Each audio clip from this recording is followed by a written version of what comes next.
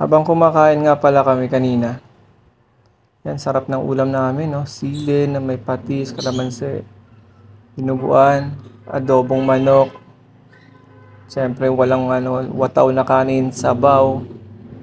May napansin akong nagmamasid sa amin, guys. Ha? Nakaagaw pansin sa akin ang alagang yan. Nandyan pala sa likuran namin, nakaupo. Wala naman sa dyan kanina nung dumating kami dyan para kumain. So, syempre, alam mo naman may pusong mamon tayo. So, yun, kumain muna kami. Yan, so, in-enjoy muna namin yung masarap na ulam na yan. Yan na nga, naubos ko na isang kanin at may natira akong kalahati. Kaya ang ginawa ko, syempre, pinaglaanan ko siya. Iniwan ko, binigyan ko siya ng nagtira ko para sa kanya. So, yun na nga. Yan guys, oh, pinaghalo-halo ko na yung mga tira naming ulam. Yung adobong manok, tinuguan, saka may natira pang liempo. Yan. So, siyempre tinanggalan ko muna ng sili, ng pampaasim yung suka kasi 'di ba?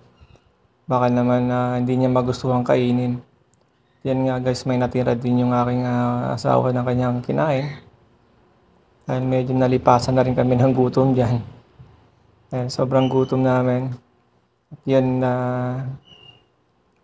naawa naman kami doon sa isang nilalang na yon na actually guys, kami napapansin lang namin ng wife ko. From time pagka lagi talaga mayroong lumalapit sa amin guys. It's either pusa, or aso. Pero madalas yan talaga pusa at saka aso.